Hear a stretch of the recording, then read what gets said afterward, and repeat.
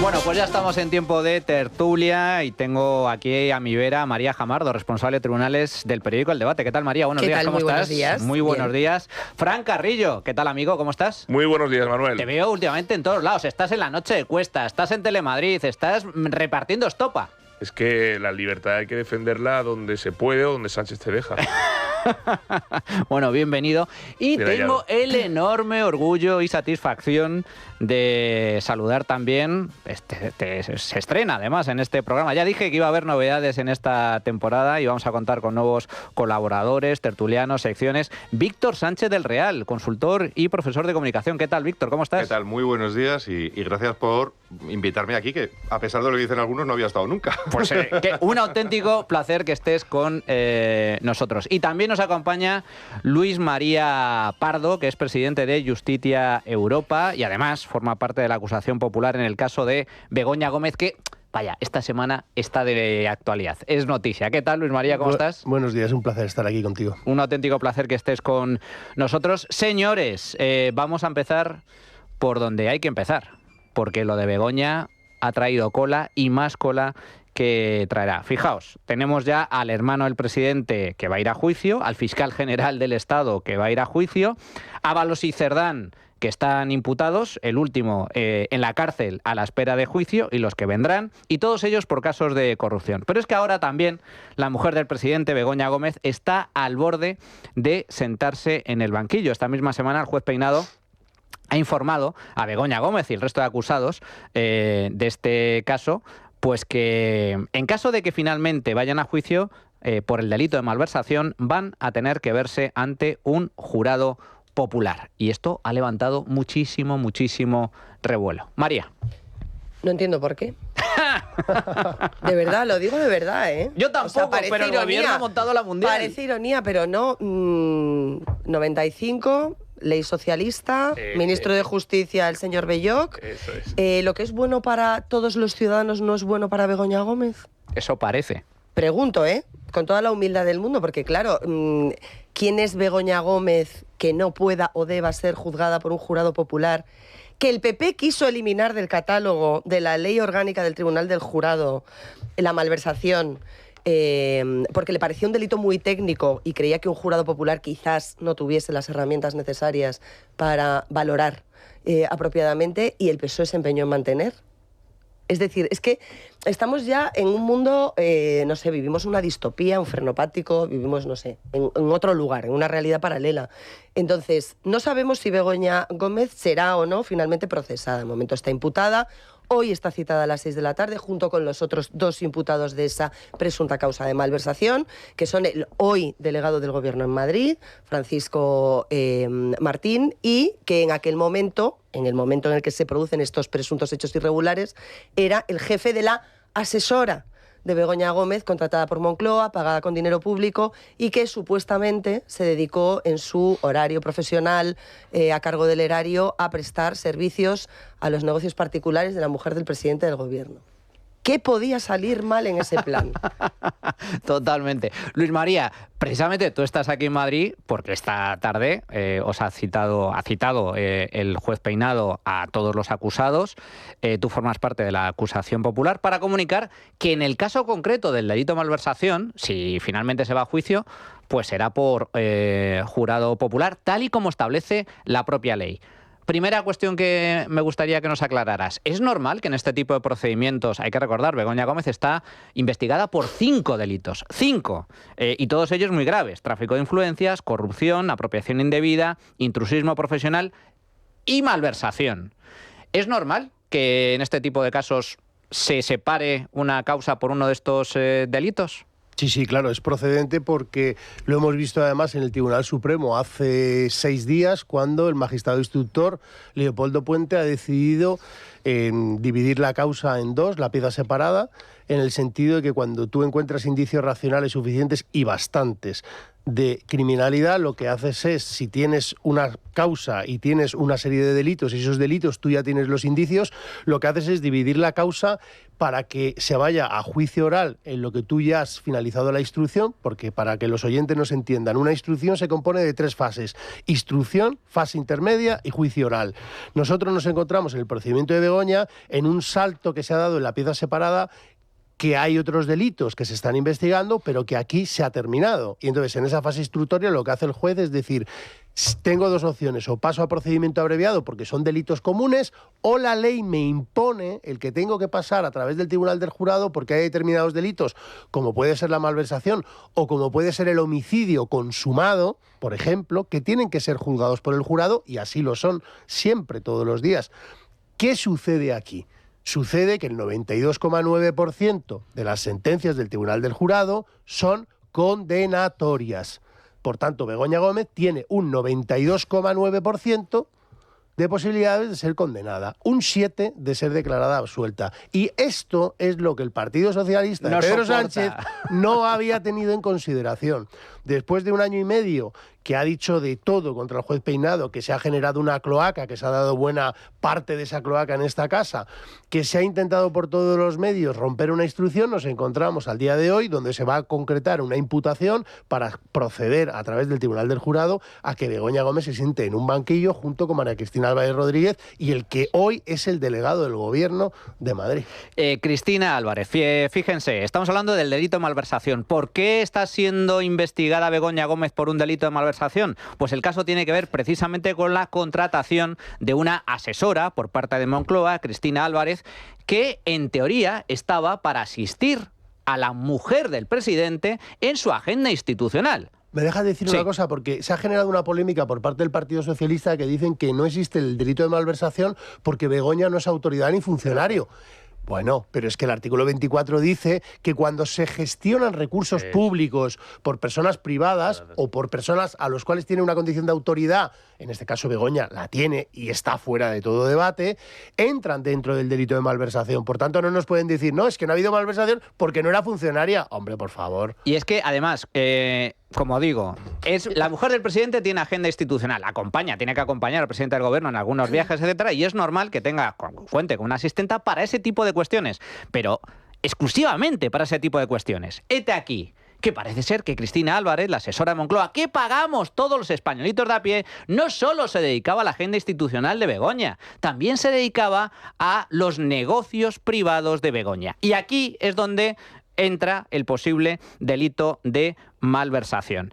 Fijaos hasta qué punto esto es así, que la propia Begoña reconoció ante el juez Peinado que realmente la asesora no estaba trabajando para sus asuntos privados, sino que le pidió algún favor con carácter excepcional, como eran amigas, favores excepcionales en sus tareas privadas, que no formaba parte de su trabajo. Pero hete aquí, y me gustaría que escucharais la declaración del que fue en su día vicerrector de la Universidad Complutense, porque este vicerrector, Juan Carlos Doadrio, reconoció ante el juez Peinado que eso de favores excepcionales, como que no, que se intercambiaba y se intercambió cientos de correos electrónicos con la asesora de Moncloa. Ella venía a visitarme al despacho, debí venir 4 o 5 veces, y luego casi todo era por correo, al principio con ella y luego a través de Cristina Álvarez. ¿Y recuerda los correos de contestación de las personas que he referido con anterioridad, de doña Begoña y doña Cristina? Bueno, yo he estado revisando cómo iba a venir, y son muchos, la verdad. No se refiere exclusivamente a alguno, porque debe haber como unos 100 y pico. De doña Begoña me lo recibía de la UCM, porque ella tenía correo de la UCM, y de Cristina de Gmail. Sobre la relación con estas dos personas, ¿hablaba con ellas indistintamente? Sí, indistintamente. Casi más con Cristina, al final casi más con Cristina que con Begoña. Casi más con Cristina, y dice el que era vicerrector de la Complutense que se intercambiaron cientos de correos, con lo cual lo de los favores excepcionales yo no lo acabo de ver, Víctor. Pero yo estoy enormemente preocupado España está preocupada. Quiero entrar en un tono serio. ¿A qué hora va a comer hoy Pedro Sánchez? Y quiero centrar el tiro, con perdón, en Pedro Sánchez, porque ya está bien de llamar a esto el caso Koldo, el caso Begoña. Este es el caso Pedro Sánchez. Ya está bien. Este es el caso del entorno de Pedro Sánchez. Todos y cada uno de estas personas que están involucrados, y quiero lo primero agradecer a todas las acusaciones populares, aquí una presente, que están también presentes Hazte Oír, está también presente Liberum, que está también presente Vox, está también presente el PP. No sé si lo he dicho en el orden, pero me da igual. Es muy importante la presencia de la sociedad civil, de todos y cada uno de sus aspectos, en este caso, en el caso del hermanísimo, etcétera. Pero esto es el gran caso Pedro Sánchez. Y además es un caso ya judicial enorme. Y yo lo que espero es que haya, en algún momento, que alguien logre encontrar el hueco jurídico para ir a por Pedro Sánchez, y que ese día Pedro Sánchez, en lugar de las lágrimas de cocodrilo de es mi mujer, mi hermano, que por cierto se lo voy a encontrar todos los días en los pasillos, oye, macho, que esto no es Badajoz, porque por Badajoz no se le ha visto, lleguemos a un punto en el que él pueda ser perseguido por la justicia, como creo que habrá en su momento, y me cuentan que puede haber posibilidades. Pero dicho esto es una capa de cebolla.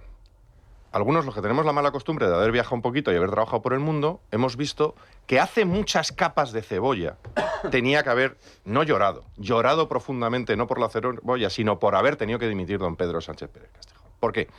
Porque estamos ya en la parte judicial, pero es que en otros países, yo lo decías muy bien esta mañana en tu arranque del programa, es que ha habido gente que ha dimitido por hacer una fiesta que no era ilegal en la sede de Downing Street, como era Boris Johnson. Es que hay gente que ha dimitido porque tenía mal una coma en un currículum que parecía implicar que tenía un doctorado cuando no lo tenía. Es que ha habido gente en países serios, países, como dicen, ya sabéis que a la izquierda siempre le gusta mucho aquello de los países nórdicos, las democracias nórdicas de nuestro entorno. Bueno, las democracias nórdicas de nuestro entorno, para empezar, están a tomar por saco, es decir, no están en nuestro entorno, están un poquito lejos. Ojalá estuvieran en nuestro entorno, porque esta capa de cebolla tenía que haber separado, tenía que haber dimitido, se le tenía que haber expulsado del PSOE, del gobierno y, a ser posible, de la nación, a alguien que lleva robando él y su entorno, que lleva haciendo corruptelas desde hace ya prácticamente una década. Es que no es una cuestión, que también es una cuestión judicial, pero sobre todo es una cuestión ética y moral.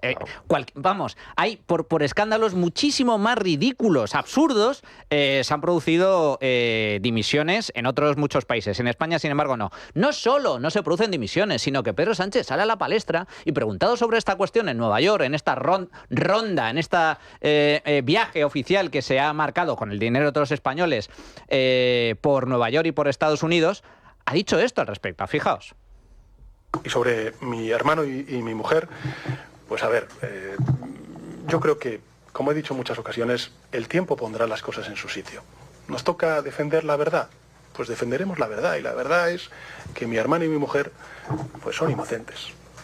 Y espero que cuando eso suceda, y la justicia así lo dicte, pues tenga la misma repercusión mediática que tiene ahora mismo pues todo lo que está planteando en este caso el juez. Son inocentes. Pero vamos a ver, ¿pero cómo vamos a dudar de la palabra del presidente, que ha sido el presidente más mentiroso en la historia de este país, Fran? Estamos en la versión moderna de mi hermano, ¿no? Hemos pasado de los Guerra a los Sánchez, ¿no? En mi hermano es inocente, ¿os acordáis, no? Si es que el PSOE es el modus operandi del PSOE toda su vida. A ver, aquí, como se ha dicho bien, la ley que establece el jurado popular es una ley socialista, Juan Alberto Belloc. En primer lugar. Segundo, Begoña Gómez no sienta un precedente, porque a Francisco Camps ya se le juzgó un jurado popular, que por cierto lo absolvieron, en el año 2012, con lo cual no hay ningún precedente. Es la norma para este tipo de delitos. Delito, por cierto, de malversación, que el gobierno ya se ocupó de reducir las penas para contentar a sus socios separatistas no hace mucho. En tercer lugar, y como análisis político, claro, Sánchez, que ya puso la mano en el fuego por la inocencia de Cerdán, está en prisión. Ya puso la mano en el fuego por la inocencia de Ábalos, va a caer. Ya puso la mano en el fuego por la inocencia del fiscal general del Estado, va a caer. Pues tiene que poner la mano en el fuego por su hermano y por su mujer, que caerán. Pero eso es lo que pasa cuando tenemos a un indecente gobernando y a una persona sin escrúpulos y moral. Porque moral y ética y Pedro Sánchez, agua y aceite. Es imposible que eso mezclen, porque es alguien que se ha demostrado desde que llegó al poder que cualquier cuestión de moral y ética desde el punto de vista del gobierno, de la ética del gobierno, no existe. A partir de aquí, si yo fuera la oposición, si yo fuera los medios que no están sometidos al escrutinio y al dinero del régimen, estaría todos los días con el tema Begoña. Todos los días, claro. Porque mientras el gobierno tiene una estrategia de desviar el foco de atención social y mediático hacia cuestiones que a la mayoría de los españoles le interesan de vez en cuando, porque los derechos humanos para la izquierda son fijos discontinuos. Es decir, hay veces que le importan y a veces que no. Si lo pueden rentabilizar, molan; si no lo pueden rentabilizar, no. Entonces, como lo de Palestina lo rentabilizan, ahora es aquí. Del otro lado, en vez de caer en eso y hablar de eso, lo justo, tendría que estar todos los días hablando, y usted a la calle por corrupto, y su mujer fuera por presunta corrupta, y su hermano fuera, todos los días, a todas horas, porque ese debe ser el debate. Y como bien ha explicado Víctor, en los países nórdicos, en Japón, que alguien por el tema del precio del arroz... Madre mía. Claro, en Marruecos, por cuestión... En Japón renuncian por no dejar propina. Por cuestiones nimias, pero no hay que irse tan lejos. En Francia, Beirut acaba hace poco de salir porque había tocado el gasto social... que se van, es decir, que cuando alguien lo hace las cosas mal, se van. Aquí en España no se va nadie. Y tenemos a un tipo que se dedica a ir por la ONU y a vender a sus acólitos que lo que está haciendo merece el Nobel de la Paz, ojo, y la santificación. Se está pidiendo la santificación de Sánchez. No te adelantes, Fran, que luego abordaremos eso, vale, creo que merece un apartado específico al respecto. La indecencia no se santifica.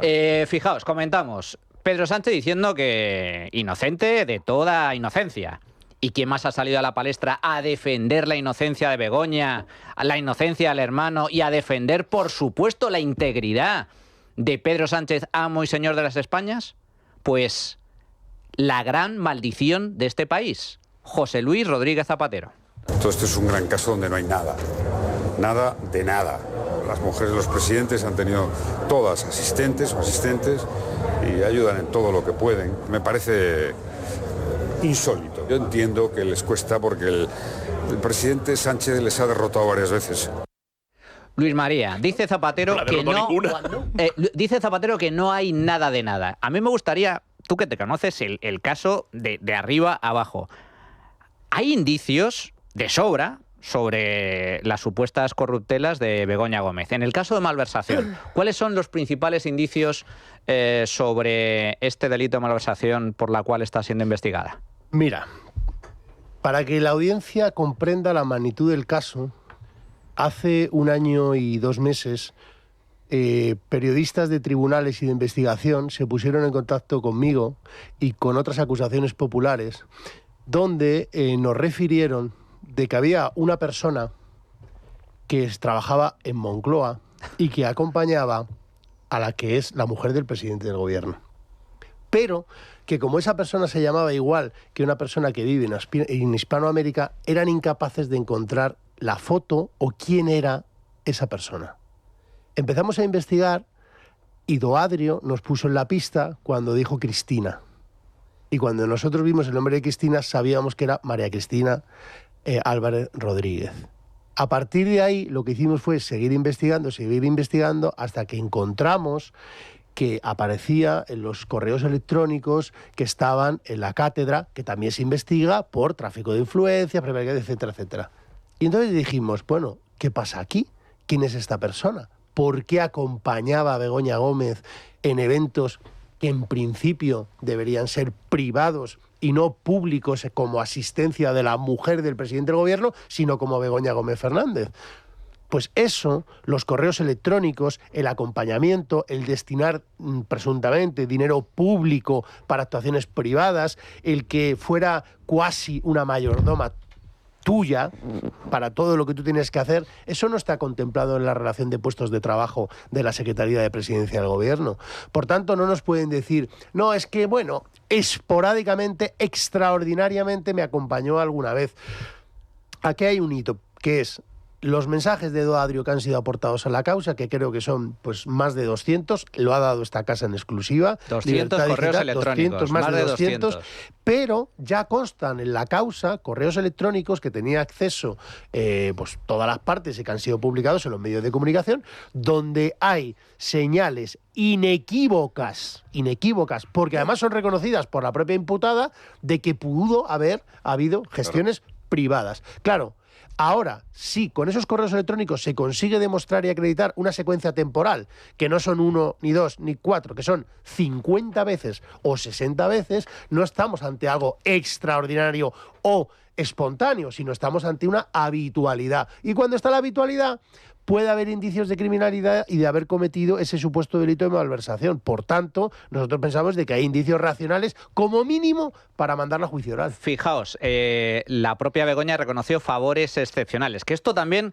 merece un comentario, porque esto es como si a ti te acusan de tráfico de drogas y dicen, bueno, a ver, vendí algo de cocaína, pero solo de vez en cuando, o sea, de forma extraordinaria. Oiga, desde el minuto 1, la primera venta ya supone un delito, no la habitualidad. Corrupción fija discontinua. Bueno, ¿Qué drogas ni qué drogas? Corrupción fija discontinua. Pero dicho lo cual, es que es importante, y te doy paso, María, porque, claro, ¿a qué se dedicaba Begoña con su compañera Cristina? Y esto es lo más grave del asunto.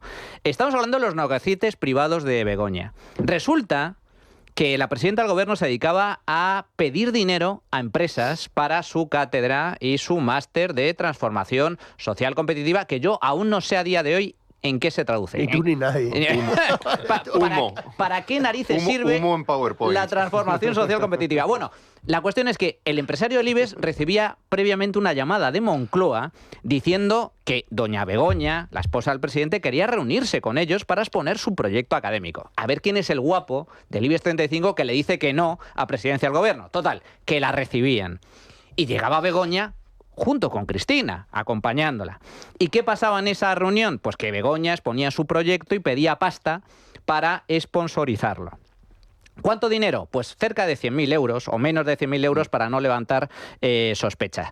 Y cuando la empresa en cuestión aportaba el dinero, recibían una llamada de Moncloa de agradecimiento donde se destacaba lo siguiente. Por cierto, que sepa usted que el presidente ha tomado nota. Pero bueno, ¿pero esto qué es? Y luego, por poner un ejemplo de uno de esos mails que la asistenta de Begoña, Cristina Álvarez, enviaba a los empresarios. En uno de esos correos electrónicos decía literalmente Cristina a un empresario, oye, que me dice Begoña que os traslade, que estaría encantada de que aportarais o que siguierais contribuyendo con vuestro patrocinio a la cátedra y que estamos a vuestra disposición para lo que necesitéis. Hombre, María, esto huele muy mal, María. Mira, hay varias cosas que creo que se pueden sacar lecturas, porque el relato del Partido Socialista y el relato del Gobierno han sido lamentables desde el minuto 1, ¿no? Primero, no había nada. Era un bulo, fake news, recortes de prensa. ¿Cómo se va a investigar judicialmente por recortes de prensa? Oiga, usted, se investiga por lo que sea. Por una denuncia de un particular que dice que ha visto algo, se inician unas diligencias preliminares. Luego ya veremos si hay o no credibilidad de ese testigo, circunstancias adicionales que apuntalan esa versión, etc, etc. Pues sí, por recortes de prensa también se puede iniciar una investigación judicial, como así ha resultado ser. Resulta que los recortes de prensa ya eran noticias y contenidos de información o de investigación algo más contundentes, ¿no? Poco a poco se va tirando del hilo y efectivamente, igual que hacen los magistrados, los periodistas vamos tirando del hilo para ver hasta dónde llega esa maraña, ¿no?, que hemos ido desentrañando durante todos estos meses. En el caso de la malversación, que a mi juicio y en mi opinión, que no es ni siquiera experta, es el que más va a complicar a Begoña Gómez, ya la está complicando, pero el que más visos tenía junto con el del software, la apropiación indebida y el intrusismo profesional, que esa es otra derivada que está avanzando y que de hecho el juez ha entregado esos cientos de correos de Doadrio de los que yo hablo hoy en el debate, que ya está analizando la UCO por orden del juez y que además de poder acreditar que efectivamente esta señora Cristina Álvarez, de manera sostenida en el tiempo, recurrente y con continuidad, así hacía seguimiento de los negocios de Begoña Gómez, también se va a saber en qué punto está esa licitación que Begoña Gómez presuntamente firmó en un pliego para desarrollar una aplicación cuando ya no tenía los conocimientos técnicos ni la cualificación, y después el uso que hizo, que a priori era un uso que tenía que estar limitado a esa cátedra de la Universidad Complutense y que después ella publicitaba en una web y trataba de utilizar o de rentabilizar fuera del ámbito meramente académico. Todo esto que está encima de la mesa para el gobierno y para el Partido Socialista son 5 correos. Y es una persecución de Begoña Gómez por ser la mujer del presidente del gobierno. No, oiga, mire. Begoña Gómez utilizó su posición como mujer del presidente del gobierno para hacer unos negocios que antes de ser mujer del presidente del gobierno nunca había llevado a cabo. Entonces, la realidad es a la inversa. Y a mí me daría vergüenza ser una feminista de pro e ir mendigando trabajo, financiación y patrocinios porque he tenido la suerte de que mi marido ha llegado a la Moncloa. Esto no ha sucedido nunca antes. Por mucho que me digan que la mujer de Rajoy, la de Zapatero, la de Felipe González han tenido asistentes. Claro que han tenido asistentes. Nadie critica que Begoña tuviera un asistente. Este no es el debate. Ella podía tener un asistente. Lo que no podía era decirnos, no, es que esta asistente estaba 24/7. Por cierto, declaración que hizo en sede judicial el mismo día que su marido se ausentaba de la votación por la reducción de la jornada laboral de Yolanda Díaz, ¿sabes? Es decir, o sea, me estás diciendo que mientras tu socia preferente de gobierno intenta sacar una reducción de jornada adelante, la mujer del presidente del gobierno dice que tiene un asistente 24/7? Sí, es una de las muchas contradicciones. Claro, el trasfondo de esto es el de siempre. Y es que al gobierno de extrema izquierda le molesta el Estado de Derecho y le molesta la separación de poderes. El trasfondo es eso, es decir, porque en otras circunstancias y con otro gobierno de otro signo ideológico, el PSOE estaría atacando y diciendo que hay que respetar la justicia. Al gobierno le molesta que los jueces juzguen, porque los jueces son fachas. Al gobierno le molesta que el jurado popular tome partido aquí porque los ciudadanos son fachas. Entonces yo propongo una cosa, pues que el tribunal lo presida José Pablo López, ¿de acuerdo?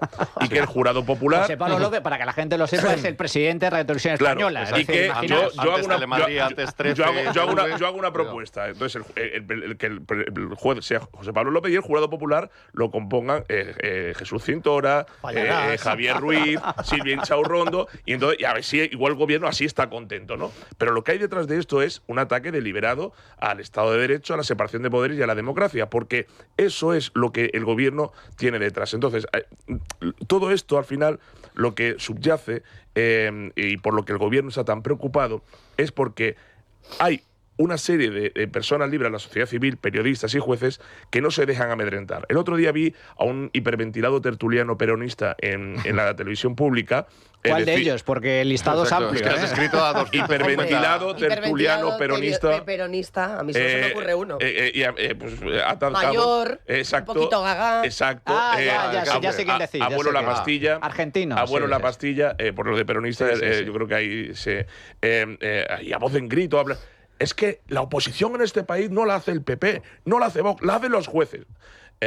Y sale el número uno real, que es Zapatero, primero a mentir, decir, es que como no le pueden derrotar a Sánchez le han derrotado en todas las elecciones en las que se ha presentado. Y segundo, es que precisamente donde los jueces están bajo el yugo del gobierno o la palabra del gobierno es en esas autocracias donde este tipo de peronismo funcionaba, antes en Argentina y ahora en Venezuela. Por tanto, y repito con lo que he dicho antes, desde el punto de vista político, esto es ahora mismo la clave de Bóveda. Begoña, más que el hermano, es por donde hay que atacar, porque ese tipo de delitos, independientemente de que vayan a juicio oral y acabe sentenciado, es por donde políticamente creo yo que hay que poner el foco. Te referías a Ernesto Kaiser, que es conocido por todos. Luis María, me gustaría, para terminar este bloque, tu pronóstico sobre lo que va a pasar con Begoña. Delito de malversación. Estaba comprobando que efectivamente hay una sentencia del Supremo que abre la puerta a condenar a pena de prisión a Begoña Gómez precisamente por este delito. En este caso concreto, 2 concejalas del PSOE en Paiporta fueron condenadas por usar a empleados municipales para trabajos personales. Es decir, que hay precedentes al respecto. ¿A cuántos años de prisión se enfrenta en caso de que finalmente vaya a juicio? Y desde tu punto de vista, ¿existe posibilidad de que si va a juicio sea condenada? Bueno, habría que ver cuál sería la calificación, si va por malversación propia o impropia, entre 2 y 6 años, pero aquí creo que... O sea, que la gente se dé cuenta de que tanto el hermano del presidente del gobierno como Begoña, la Fiscalía no está acusando. Bueno, la Fiscalía ejerce de abogado. ¿De quién depende? Claro, pues eso. de abogado. Pero me parece gravísimo porque Sí. Muy claro. si no si hoy no se concreta la imputación por la acusación popular, no se podría seguir hacia adelante porque Exacto. no habría acusación. Totalmente. O sea, entonces que la gente entienda la Por ahí importancia se la quieren cargar, de la por ahí acusación la popular. ley Bolaños, Pero además la que quiere ley eliminar la acusación la ley del popular. jurado es una extensión también de la acusación popular, Sí. porque es que los ciudadanos son en un jurado los que deciden si se condena o no. Posibilidades de que vaya a juicio oral, amplísimas. Posibilidades que sea condenada Begoña Gómez por un supuesto delito de malversación, 92,9%.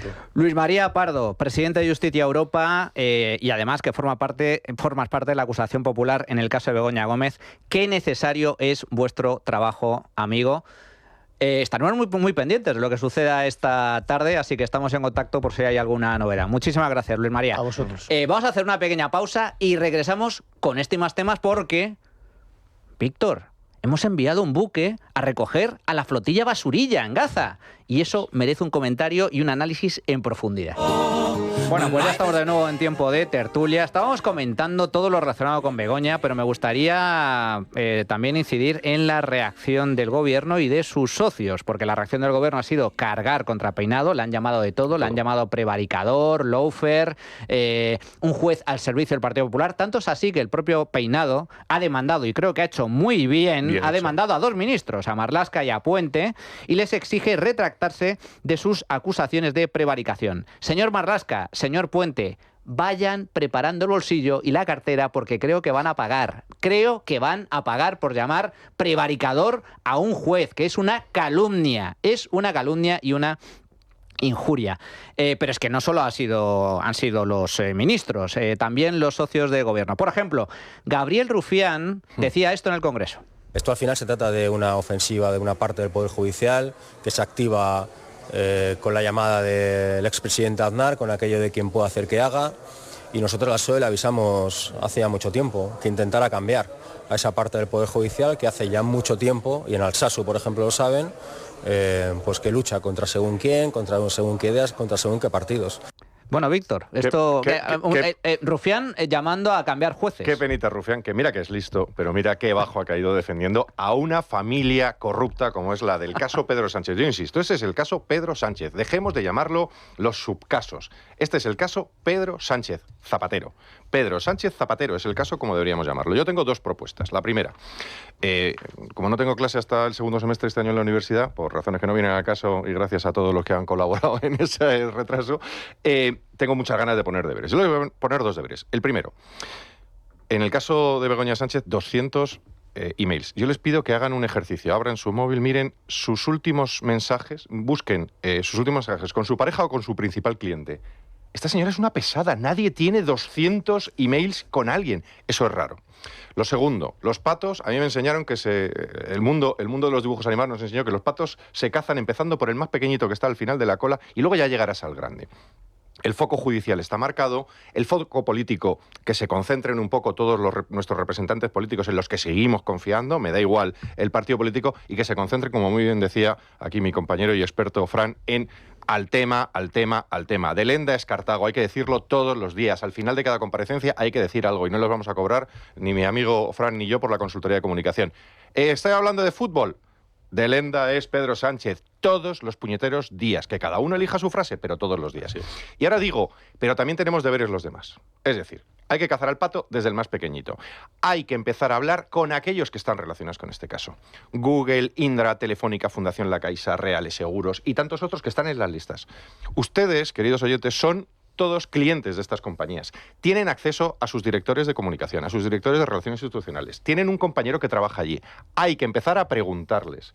En el lado judicial es posible que quienes canten la traviata sea ese director de compliance de Indra, que además no tiene por qué ser de la causa, ni ha recibido un duro, y es una persona probablemente que está haciendo bien su trabajo, que tiene que empezar a cantar. Tiene que empezar a cantar aquí hasta el último que ha estado involucrado y que ha tenido algo que ver con uno de los contratos, con uno de los encuentros o con uno de esos pagos, y esto es lo importante, que es lo que cierra el círculo hacia Pedro Sánchez, de esos 99.995, perdón por la rima, pero esas eran las cifras aproximadas que se le pagaban a Pedro Sánchez. Ahí está la clave. ¿Y quién se lo pagaba? Todos podemos hacer algo. Yo no me quedo sentado en la silla. Hay que hacer algo, que es empezar a decirle a estas compañías en público y en privado a todas y cada una de ellas, y por supuesto no nos contratará ninguna de ellas durante un montón de tiempo, pero que ninguna sea anunciante de la casa, pero hay que empezar a decirles, oye, señor director de comunicación, la gente no para de preguntarme por qué hemos colaborado con la cátedra de Begoña Sánchez y por qué no estamos colaborando en solucionar el caso Pedro Sánchez. De Indra y Telefónica tengo mis dudas por la vinculación al gobierno. A mí me consta que hay empresas del IBEX que rechazaron pues que salgan, con Begoña Gómez porque no veían la claridad del proceso y no veían tampoco pertinente ni ético esa reunión. Pero un punto, una puntualización importante. Hubo muchas que una puntualización importante. Es que, claro, a ver, yo soy un empresario del IBEX y me llaman de presidencia. A ver, los negocios del IBEX, en gran medida, dependen del gobierno por múltiples cuestiones. Por cuestiones de contratación y por cuestiones de regulación. Entonces, a ver, lo trágico no es que una empresa del IBEX, que yo entiendo la posición de las empresas, te llaman de presidencia, oye, pues chico, mira, es que nos ha pedido, la mujer del presidente nos pide dinero. Es que esto es como, a ver si se me entiende el símil, esto es como el jefe de la mafia que te llama al tendero de la tienda y te dice, oye, ¿serías tan amable de mandarme 1.000 eurillos que no llego a fin de mes? Y te lo dice con una pistola encima de la mesa. Hombre, es que eso es lo trágico. Lo que es inaceptable, intolerable, es que la mujer del presidente se dedica a pedir dinero a empresas para sus negocios privados. Que me da igual si es legal o no, que lo decidirá la justicia. Me da igual, es intolerable, es inaceptable. Eso no puede ser. Pero, sin embargo, Begoña se dedicaba a eso durante muchos años. Sí, y no solo se dedicaba, sino que lo hacía con una transparencia tremenda, porque si no tendrían esa capacidad de que email tras email, reunión tras reunión, hayan dejado un rastro, que ahora es lo que se está investigando. Porque yo creo que ha llegado un momento en el que este tipo de personas, los Cerdán, Ábalos, Begoña, etcétera, es decir, todo el entorno de Sánchez, todo el entorno corrupto de Pedro Sánchez, consideraba que tenían la capacidad o el permiso de los ciudadanos para delinquir. Entonces, ha llegado un momento en el que cuando la justicia, los periodistas, la sociedad civil ha dicho hasta aquí y ahora vamos a ir a por vosotros, se han rebelado. Y ha dicho, oiga, déjenos delinquir en paz. No, pues no le vamos a dejar delinquir en paz. Lo de Begoña Gómez es el caso perfecto de, no, la mujer del César no solamente tiene que serlo, sino parecerlo, ni mujer ni César. Lo que está haciendo es de una gravedad absoluta que haría caer a cualquier otro gobierno y que aquí no cae precisamente por lo que yo tantas veces he explicado aquí, por la protección previa que el gobierno ha hecho como costra mediática y social. Si os dais cuenta, todo esto está saliendo los últimos 2 o 3 años, en especial desde las últimas elecciones. Los primeros 2 o 3 años, el gobierno de Sánchez, que ya estaba fabricando esta costra corrupta, se dedicó a 3 cosas. Lo he dicho alguna vez y lo repito. La primera, comprar a los medios de comunicación. Eso es. ¿Para qué? Para tener la cortina de protección mediática perfecta, para que cuando llegaran esos delitos y llegara esa corrupción, a esa población que es dócil la tuviera convencida. En segundo lugar, comprar a la mitad de la población. Subida de pensiones, aumento de contratación de empleo público, subvenciones, ayudas, bono joven, etcétera. Población, gran parte de ella, que consume noticias e información de esos medios de comunicación que tiene comprados el gobierno. Con lo cual, lo que consuman van a creerse la versión del gobierno, que es un gobierno perseguido, que es un gobierno acorralado por la fachosfera, los jueces, medios, etcétera, y por tanto que el gobierno es inocente y que lo que viene es un golpe de Estado, como están diciendo ya. Y la tercera fase de todo eso es la ejecución del programa político y moral. Pero como tiene al país dividido en 2 y la mitad del país va a crear al gobierno, haga lo que haga, y la mitad de los medios van a proteger al gobierno, hagan lo que hagan, ahora se permiten hacer todo esto. Ese es el escenario que hizo Sánchez. Fijaos que esta misma semana una de las cartas que ha utilizado el gobierno para intentar desviar la atención, ya sabéis cómo va esto. Begoña, por un lado, también le han abierto juicio al novio de Isabel Díaz Ayuso. Y yo me pregunto, hombre, el novio de Isabel Díaz Ayuso, para empezar, delito fiscal, como miles, cientos de miles de españoles contribuyentes que le abren una inspección, el inspector dice una cosa, el contribuyente dice otra, bueno, van a juicio. Que, por cierto, en el caso del novio Ayuso también es algo extraordinario, porque normalmente se llega a un acuerdo de conformidad con la Fiscalía para que no ir a juicio. Bueno, en este caso, la Fiscalía no quiere acuerdo ninguno, qué casualidad, y se abre juicio contra el novio de Ayuso. Pero es que la situación del novio Ayuso no tiene nada que ver con la de Begoña Gómez Pero nada. y la del presidente del gobierno. ¿Por qué? Pues para empezar, porque esos presuntos delitos fiscales se cometieron antes de que se conociesen el novio de Ayuso y la propia presidenta de la Comunidad de Madrid, y porque además ese presunto delito fiscal no tiene nada que ver con la actividad pública de la Comunidad de Madrid. En el caso de Begoña Gómez, sin embargo, está imputada por presuntamente haberse aprovechado de su condición de mujer para hacer negocios privados. Es decir, que no tiene nada que ver una cosa con otra, María. Bueno, buscar paralelismos donde no los hay es una de las capacidades reconocidas al gobierno, ¿no? Sabíamos que venía algo gordo y sospechábamos que venía algo gordo cuando la juez que está sustituyendo al próximo titular de ese juzgado, porque la titular anterior se jubiló este verano, tomaba una decisión de tal calado sabiendo que su paso por el juzgado es temporal. No es ilegal lo que ha hecho la juez, para que quede claro, pero, hombre, cuando menos es extraño que impulses con tanta agilidad y que bien recibido, de la justicia que sea ágil, o sea, es lo que demandamos los ciudadanos y lo que debería ser.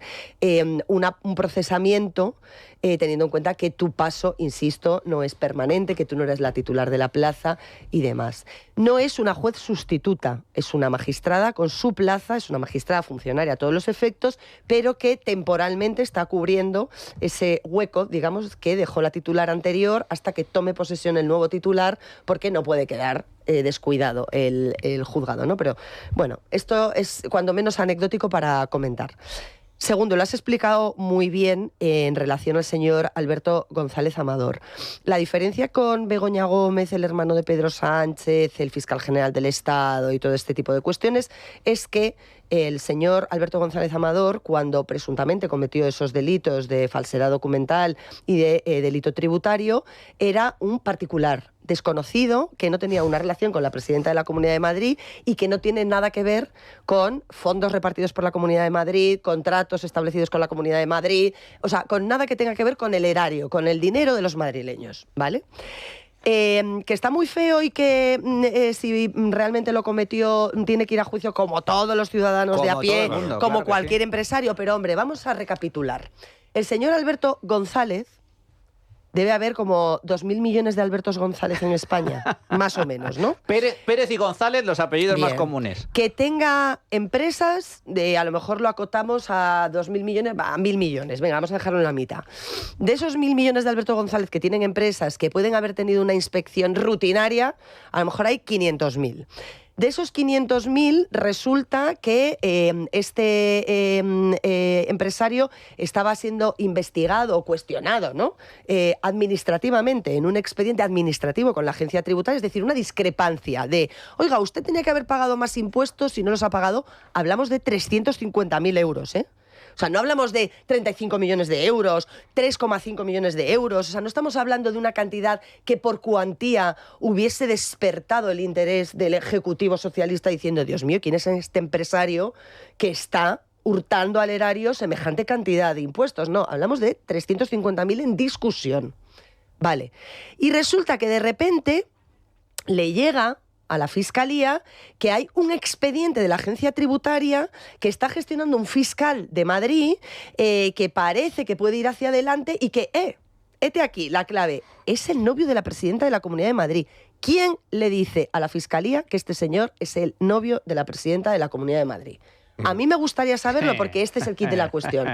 ¿Sabía acaso la señora María Jesús Montero, ministra de Hacienda, por mor de su cargo, que este señor Alberto González Amador era el novio de Isabel Díaz Ayuso porque ella es la ministra de Hacienda y por lo tanto accedió a datos a los que no debería tener acceso la ministra de Hacienda para saber que este ciudadano particular era la pareja de un cargo público?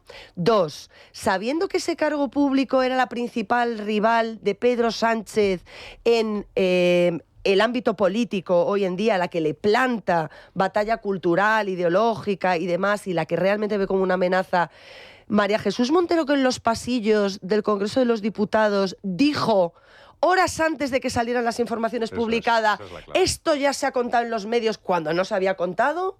3, ¿Quién le dijo entonces a Álvaro García Ortiz, fiscal general del Estado procesado por revelación de secretos, a los que accedió por su cargo de fiscal general del Estado: oye, que tenéis ahí al novio de Ayuso, que le está investigando un compañero de Madrid, que parece que puede presentarse una querella porque supera una cantidad determinada que son 300.000 euros? Y cuarto, ¿cuándo entonces deciden activar esa operación de Estado que ahora ha llevado al banquillo a Álvaro García Ortiz? ¿Y en qué momento consideran que es adecuado sacar eso adelante en otros medios de comunicación donde presuntamente, según dice el sumario del instructor Ángel Hurtado, quien filtra a los medios para que lo publiquen y luego dar apariencia de que ya se había contado y por lo tanto no es revelación de secretos, es decir, la operación es la inversa por parte de la Fiscalía, ¿en qué momento deciden que hay que sacarlo adelante?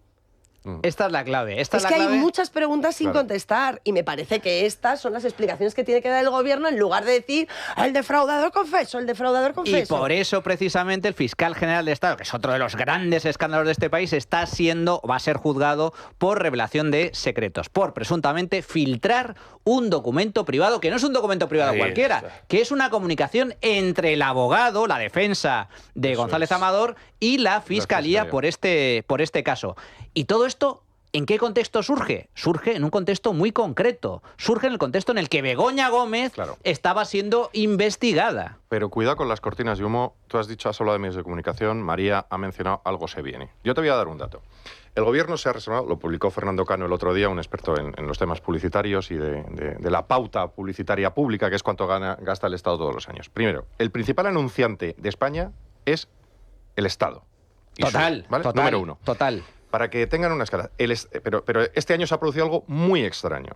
El gobierno se ha guardado 100 millones de euros en publicidad institucional, Correcto. que la tiene en un cajón, y eso es un cañonazo. Para que se hagan una idea, 120, yo les hago una correcto. escala. El principal anunciante de España el año pasado, en el año 2024, fue Procter & Gamble. No saben quién es Procter & Gamble, yo se lo digo. Estos son los dueños de Dodot, los dueños de Fairy, eso sé lo que son, los dueños de HS, que no sé para qué, y Pantene, que no sé El para qué champú, usan, o de tal. Evax. Sí, sí. Es decir, los que llenan todas las pantallas de 77 y pico millones de euros que se gastaron el año anterior. El segundo es L'Oréal, que también saben ustedes a qué se dedica. Pues mucho más que eso es lo que se ha guardado. El impacto de un mega super anunciante guardado ¿para qué? Para todo esto, para las campañas que no son de publicidad, que van a ser de opinión y ataque a todos. Por tanto, reflexión que yo hago. Tenemos que ser mucho más inteligentes y hay que bajar ya a la trinchera, como es el buen nombre de este programa, todos y cada uno de los españoles que nos están escuchando. Empecemos a hacer esa acción que yo decía antes. Aquellos que están relacionados con este caso, que empiecen a ser expuestos. Usted tiene una cuenta de Twitter, usted tiene una cuenta de Instagram, pregunte a los que están relacionados. No empresarios, porque en el IBEX no hay empresarios, hay empleados de alto nivel que gestionan empresas muy grandes. El BOEX, vayan a la lista y hagan ustedes presión. Ustedes pueden ahora mismo hacer un clic, con un clic pueden empezarle a meter presión a los que están colaborando con el caso Sánchez Zapatero, que es como hay que llamarlo. Y un solo matiz muy rápido.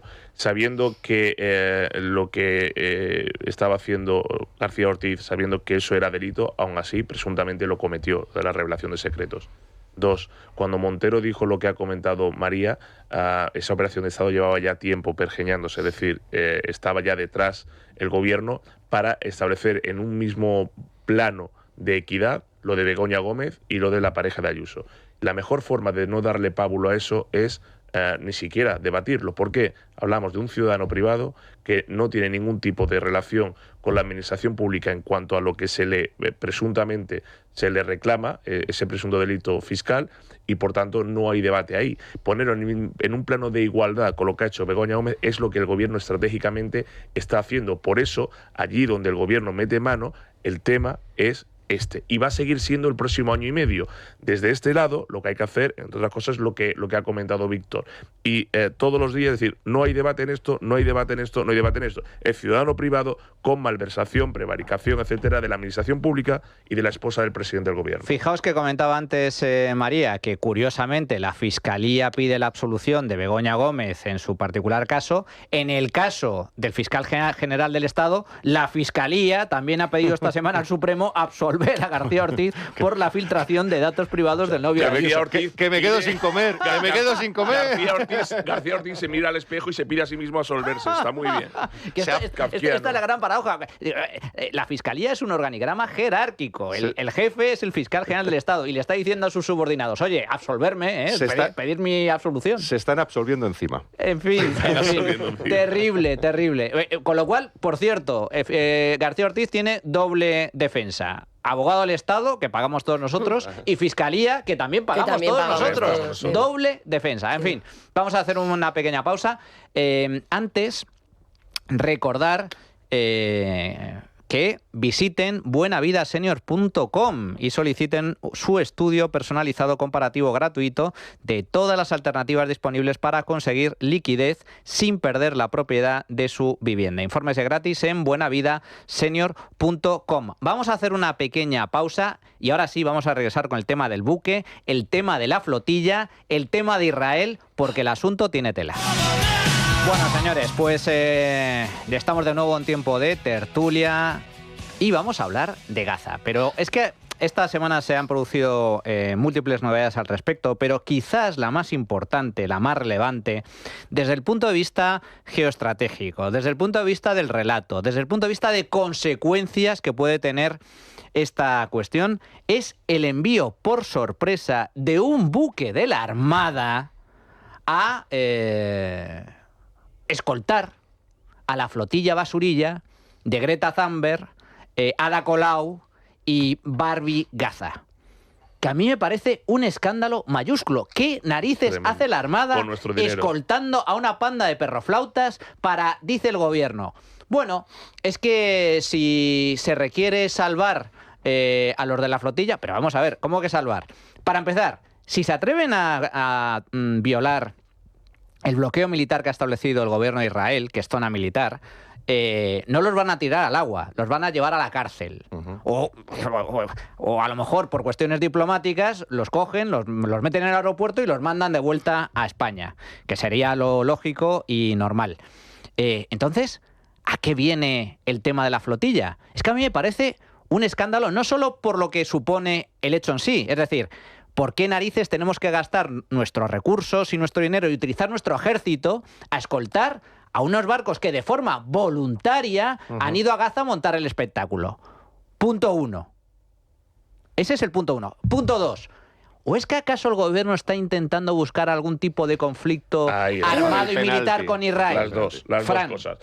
Yo voy a ser muy claro. Cuando se vayan acercando a Israel, Israel le va a cantar aquello desde el río hasta el mar, la flotilla a pastar. Porque la flotilla de los Fraggle Rocks, porque esa es la flotilla pijo progre que se ha montado, ahí están los Fraggle Rocks montados, no para defender la causa palestina, porque no les ha importado hasta ahora, sino que han visto la forma perfecta de seguir viviendo del cuento, tener repercusión mediática y social y al mismo tiempo tener esa presencia mediática que ya están teniendo. Por ejemplo, Barbie Gaza, que no la conoce nadie y sin embargo ahora está teniendo su espacio televisivo. Bien, fijaros lo mal que lo están pasando, que desde que salieron de Barcelona han atracado en puertos tan conflictivos y en plena guerra civil como Ibiza, Mykonos, Túnez, es decir, zonas donde, digamos, se está pasando mal, ¿verdad? Y atracan allí por la noche, se pegan la fiesta, se emborrachan, se levantan al día siguiente con resaca y a seguir luchando por la libertad. Es todo tan kafkiano, tan mentiroso, tan hipócrita, tan progre, que uno siente vergüenza, porque esa flotilla que estamos pagando todos de una forma u otra, porque ahora encima va a ser escoltada, es otra cortina de humo, otro desvío de atención mediático para que se hable eso. Entonces tenemos a una tipa que no se ha visto en otra, casada con un musulmán, madre de 6 hijos, que se dedica todos los días a decir, bueno, se dedica todos los días, que yo si fuera cualquier asociación judía en España, y me consta que haya detrás alguna, Comacón, que está investigando esto, llegó a decir el otro día en televisión, Barbie Gaza, que jamás trataba bien a las secuestradas y que había secuestradas que incluso decían que estaban bien tratadas. Vamos a escuchar ese corte porque lo tenemos. Claro. Es un escándalo absoluto lo que ha dicho esta mujer, que lo dijo en televisión, creo recordar en 4, en un programa, creo que es Código 10, dijo lo siguiente sobre los atentados de Hamás. Atención. En un concierto violarlas Obviamente no. y matarlas. ¿Pero quién defiende eso, chicos? Bulo, mentira, es mentira, ¿Queréis ya que eso es un bulo. equiparar cosas que no son equiparables? ¿Qué es un bulo eso? O sea, el 7 de octubre no secuestraron, violaron y mataron el bulo de las chicas israelíes. violaciones. Las mismas chicas que han estado secuestradas han salido diciendo que las trataron bien. Es más, una de ellas dijo que se había sentido fea porque no le habían hecho nada. Y a los muertos los mataron muy bien. Y a los muertos los mataron muy bien. Asesinaron muy bien. Eso es lo que te falta por decir. Es terrible porque como se escucha un poco entrecortado porque las voces se superponen, lo voy a repetir. Barbie Gaza, que es una de las estrellas en las que se ha convertido una de las protagonistas de esta flotilla basurilla, ha dicho en televisión sobre el atentado terrorista de Hamás del 7 de octubre del año 2023 que es un bulo que hayan matado y violado a chicas, que las trataron más o menos bien y que incluso una de ellas dijo que se sintió fea porque no la tocaron. O sea, esto es que no tiene palabras. No tiene palabras. ¿Por qué estos medios dan espacio a perturbadas así? Porque esta declaración es de una perturbada, de una desequilibrada. Porque todo el mundo, casi todo el mundo, sabe lo que ha pasado, quién inició esto, se ha visto los vídeos de absolutas bestias, de absolutos monstruos inhumanos que han decapitado a bebés, que han quemado a niños, en el horno, que han jugado con las partes íntimas de mujeres a las que se le ha seccionado las extremidades y han jugado con eso. Es decir, esos son bestias, no son ni siquiera terroristas, son bestias. Y está grabado. Y está grabado. En vídeo. Y emitido en directo en redes sociales. Y sale esta pijo progre, esta perturbada, esta desequilibrada, a decir que eso es un bulo y es una mentira. Y hay medios de comunicación que se prestan a darle espacio. Ese es el problema. Que llega un momento en el que todo tiene cabida. No, todo no tiene cabida. Esa flotilla, que, por cierto, es que ni siquiera va a llegar a Puerto Israelí, es que no le van a dejar acercarse. Entonces, a tu segundo punto, ¿qué está provocando el gobierno de Sánchez con esto? ¿Por qué esa provocación constante hacia el gobierno al que, por cierto, más armas le ha comprado durante este tiempo el gobierno socialista, al igual que compra gas a Rusia? Es decir, estoy en contra de él, pero luego te compro. Y ante un gobierno que es una de las mayores potencias militares, tecnológicas del mundo, si no la que más, la segunda o la tercera, que encima es aliado principal de Marruecos, otro de los enemigos que tendremos que enfrentarnos, socio preferente de Estados Unidos, a los que también violentamos. Es decir, ¿qué busca Sánchez con provocar constantemente a Israel? No al gobierno israelí, sino a Israel en su conjunto. ¿Qué está buscando? Un conflicto exterior para así perpetuarse, está buscando una excusa para entrar en guerra que no tenemos nada que hacer con ella. ¿Qué está buscando? Y eso es lo que yo le preguntaría cada día si fuera periodista o alguien de la oposición. Víctor, sobre el tema del buque y sobre todo el tema del buque y el tema del embargo de armas a Israel, porque esto afecta directamente a las fuerzas y cuerpos de seguridad del Estado y al ejército español. Dos cuestiones sobre la Barbie. Poca broma, esta señora es una malnacida, pero además es una malnacida que está haciendo una función muy específica y se la ha elegido muy específicamente. Y además tiene relación con Ceuta y tiene una relación con una serie de cosas que están ahí. Y es la actuación de determinadas, vamos a llamarla a la antigua, potencias extranjeras que sueltan dinero en muchos países de Occidente para generar precisamente estos estados de opinión, ¿vale? Esta flotilla está financiada por alguien. Y estos estados de opinión se generan. Desconozco si es Qatar o es Irán o es Rusia o quién está pagando exactamente. Tiendo a pensar más en Qatar en esta ocasión. Sí. Por cierto, con quien se sientan tantos y tantos, pues los Tebas y toda esta gente de las ligas y del fútbol, y aceptamos como válido que estados que son absolutamente dictatoriales, que además que van contra la mujer, pues que tengan una presencia muy amable en ámbitos, vamos a decir, culturales, llamando el fútbol cultura. Número 1. 2. Además, esa es la actuación de vectores externos que intentan impactar sobre Occidente y lo logran cogiendo, pues financiando a la Greta, financiando las protestas contra el medio ambiente. Que ya se ha bajado del barco, por cierto. Greta se pelean entre ellos porque encima cogen a los más inútiles. Pero ellos financian estas operaciones como en su día financiaban contra lo nuclear, financiaban a Greenpeace, etcétera, etcétera. Es la misma y detrás están los sospechosos habituales. Sí. 2. Luego está la utilización por parte del gobierno de España, que es para consumo interno y que además la maldad no está reñida con la brillantez. Yo, y tú eres también comunicador como yo, en el sentido de diseñar estrategias, no de comunicar, vosotros también sois comunicadores, pero nosotros somos de los malos, es decir, nos dedicamos a crear maldades, a crear relato y tal. No caigamos en la trampa que nos han puesto. Esto, además de hacer el numerito, de forzar el penalti y tal, ¿vale? tiene una intención secundaria en la que está cayendo mucha gente, que es el enfrentamiento de lo que está a la derecha del PSOE con las Fuerzas Armadas. Esto lo que quieren es que la gente reaccione contra la Armada. Que la Armada va a seguir sus órdenes, esté Pedro Sánchez o esté el gobierno que tenga que estar. Y ya está pasando. Lo han logrado con la Casa Real. Lo han logrado con la policía. Lo están logrando. Están logrando, y la estupidez de aquellos que entran al juego de ir contra las instituciones que nos son cercanas y son las únicas que nos pueden salvar del caso Pedro Sánchez Zapatero, los únicos que nos pueden salvar esta democracia de estos dos dictadores, son esas instituciones. Y está logrando en una segunda derivada que la gente esté metiéndose más con la Armada que con Pedro Sánchez. Cosa, Víctor, eso es un error. Porque el otro día sacaron al jefe de la Armada diciendo que en temas de inmigración ellos no van a caer en el juego de Vox y que ellos tienen que rescatar a los... Es decir, bueno, primero las declaraciones completas. Tanto el rey como ese oficial tienen que obedecer al gobierno. No caigas en la trampa. Pero pueden negarse a hacer ciertas declaraciones también. Sí, perfectamente. Claro, probablemente lo hayan hecho. Y no le rindo la ganancia, no ya al almirante, sino a quienes están por debajo y a quienes pueden negarse a llevar esta misión. Al último de los marineros o al oficial más Hay joven cosas y que más el rey no tendría que haber dicho en la 1 el otro día. Puede negarse a decir ciertas cosas. Puede hacer determinadas cosas. En eso podemos estar de acuerdo. Pero que la campaña al final no sea contra Pedro Sánchez y sus acciones, sino que sea contra la Armada, eso está pasando. Y eso es brillantez por parte de Pedro Sánchez, que está poniendo así un muñequito y todo el mundo a pegarle al muñequito que quiere Pedro Sánchez. Fijaos que a mí me consta... Es enrevesado, pero es así. A mí me consta que la decisión del gobierno, absolutamente sorpresiva, sorprendente, inesperada, de mandar un buque a escoltar a esta pandilla basurilla, ha sentado mal. Sentado mal, porque la Armada no está para eso. No está para eso, insisto.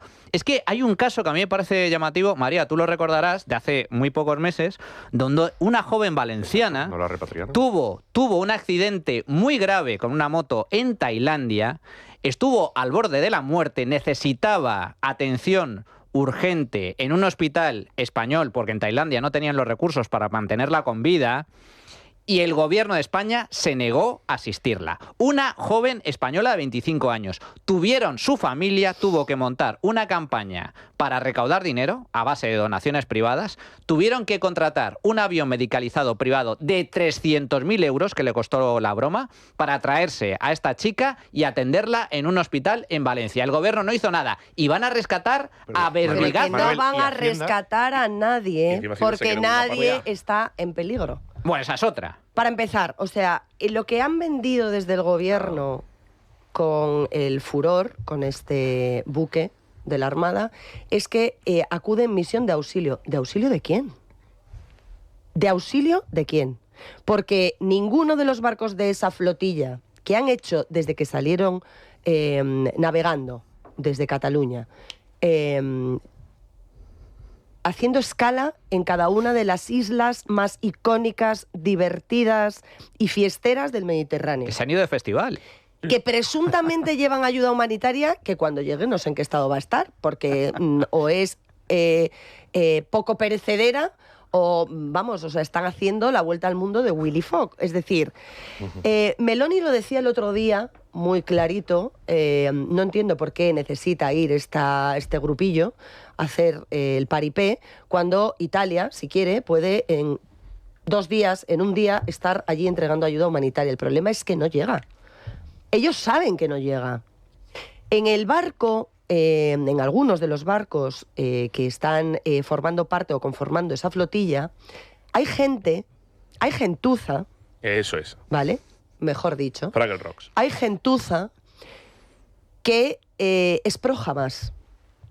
Hay gentuza que se reunió como el portavoz de la flotilla, que es un noruego, un activista noruego, que se autodefine como activista por los derechos humanos, que defiende la causa palestina, pero que en junio de este año se estaba reuniendo con el jefe de operaciones militares de Hamas en el norte de África. Hay un fotógrafo brasileño que va en esa flotilla que se permite el lujo de vestir una camiseta con los paracaidistas que aterrizaron de Hamas en ese festival el 7 de octubre para asesinar a 1.200 personas. Entonces, toda esa gentuza que va en esa flotilla no está en peligro nada más que de sus propias ideas y de su miseria moral. No hay que rescatar a nadie. habría que recordarle a todos ellos y a Pedro Sánchez cómo los informes de la ONU, y estoy usando unos informes y unos datos de un organismo internacional que, en mi opinión, debería desaparecer. Porque no tiene ni credibilidad alguna, ni tiene legitimidad moral de nada, ni tiene capacidad ninguna de actuar de manera objetiva y crítica, que es lo que se espera de una institución de ese calado. Pero la ONU reporta que en el mes de junio se enviaron aproximadamente de unos 1.300 camiones de ayuda humanitaria a Gaza, de los cuales, ¿saben ustedes cuántos llegaron realmente a los gazatíes? De 1.300 casi, 47. ¿Y cómo reporta la Organización de Naciones Unidas el resto? Dice, fueron asaltados por gente armada, es decir, por Hamás, que los intercepta, que se los priva a los gazatíes y que no solo se los reparten, sino que los venden después a precios desorbitados en el mercado de extraperlo para hacer negocio para su causa terrorista. Eso es lo que hace Hamás con la ayuda humanitaria. Entonces, a mí todos estos de la flotilla y el presidente del gobierno que, utilizando la Armada Española como si fuera el Falcon, les envía un auxilio que no necesitan, cuando en Valencia no tuvo lo que hay que tener para enviar en 24 horas inmediatamente efectivos del ejército, porque parecía que aquello era una burocracia en la que era imposible desplegar un solo medio si no había no sé cuántos 1.000 papeles y no sé cuántas súplicas de ayuda, me parece increíble. Y que vaya a rescatar a una señora como Ada Colau, que no necesita ser rescatada porque no está en peligro, que cuando el ejército asistía a las ferias de defensa en Cataluña, le decía, no sois bien recibidos, iros de aquí. Es que, de verdad, es que me parece indignante. 500.000 de euros nos va a costar esta historia. A los españoles. 500.000 de euros. Le tendría que rescatar Open Arms.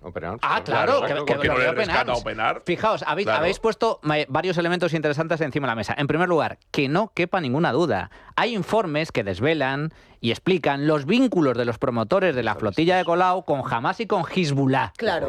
Que son organizaciones terroristas financiadas por países extranjeros como Qatar, Irán, etc. Irán, donde no se respetan los derechos LGTBI, donde sabemos que además en esa flotilla hay activistas pro-palestinos que se han bajado de los barcos porque hay activistas LGTBI para ellos incompatible. Pero ¿qué derechos humanos defienden si no respetan ni siquiera la pluralidad sexual ni la orientación sexual de nadie? Segundo punto importante. Esta gente dice que va a tumbar el bloqueo, cosa que es imposible, evidentemente, y además con una misión de ayuda humanitaria. Israel ha dicho, miren, ustedes, aquí no pueden entrar porque estamos en guerra. Esto es un bloqueo militar amparado por el derecho internacional.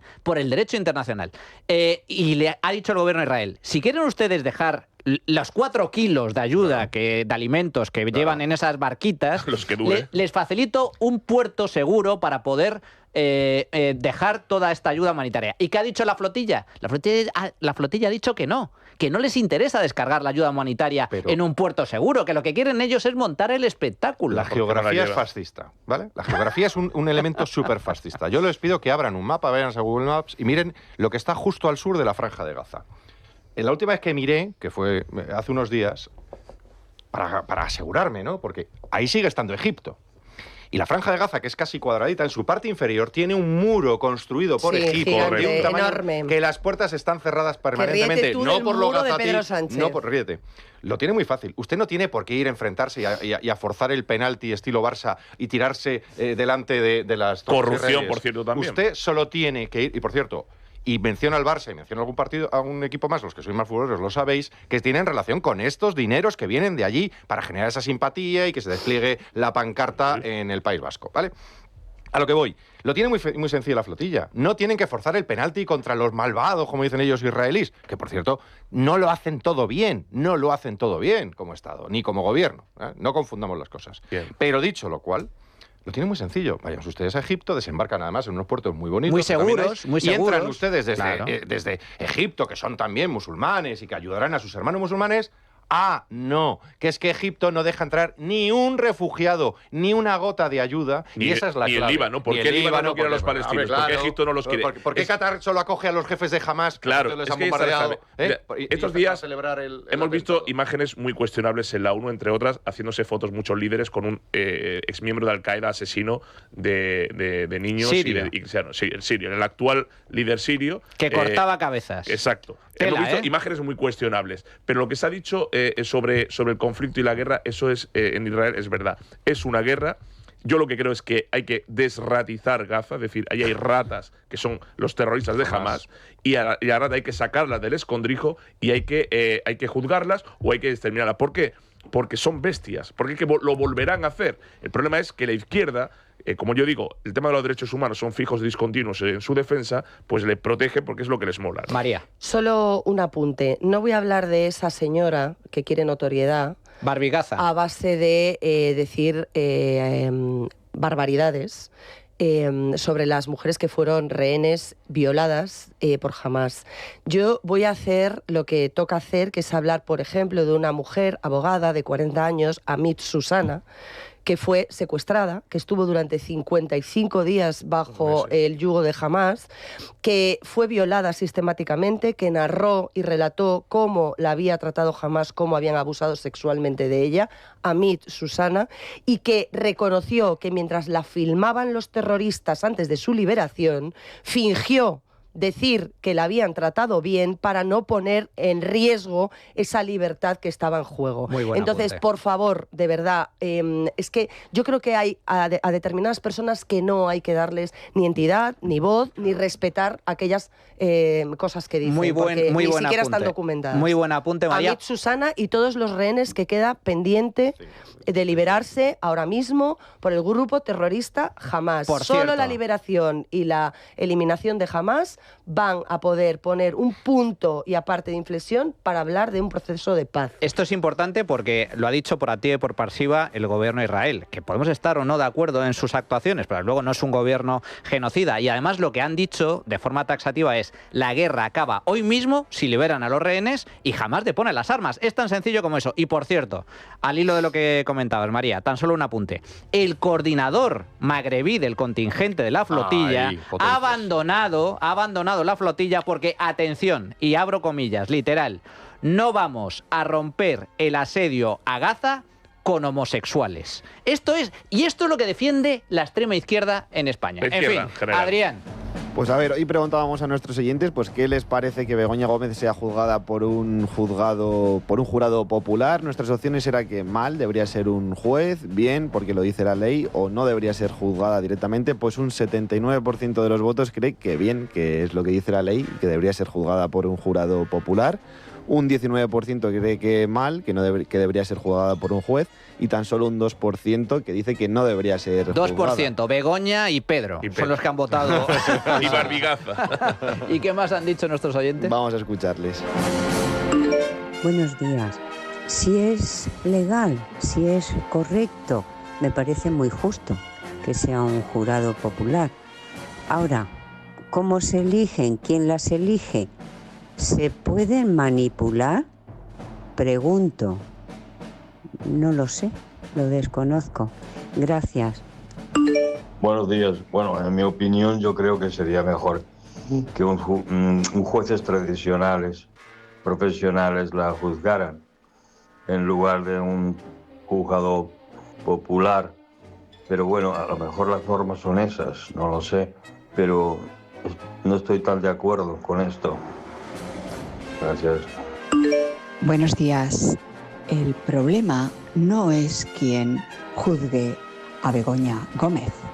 El problema es que Pedro Sánchez puede comprar al jurado, al igual que a veces compra a los jueces. Muchas gracias. Bueno, señores, muchísimas gracias. a todos. María Jamardo, como siempre, un auténtico placer. Muchas gracias. Mucho ánimo, Muchas que gracias. tenéis mucho trabajo por delante los de tribunales, ¿eh? Sí. Mucho trabajo. Y esta tarde... Esta tarde seguimos. Esta tarde seguimos. Fran Carrillo, muchísimas gracias, como siempre. A ti y viva la libertad. Y Víctor Sánchez del Real, ¿te lo has pasado bien? Yo en la trinchera, mi mujer dice que yo me meto en todos los charcos como mi perro, así que ya si es trinchera ya calcula, yo me meto en Bueno, todas. en fin, pues muchísimas gracias por estar con nosotros. Señores, nosotros continuamos, ahora vamos a hacer una entrevista interesante siempre, a cuento, al hilo de Cervantes, que también está de actualidad por una película de Amenábar, en donde, no sé por qué, se lo ha sacado a la manga, dice que es homosexual. Bueno, pues lo vamos a abordar con un experto en la materia. La trinchera de Llamas, con Manuel Llamas.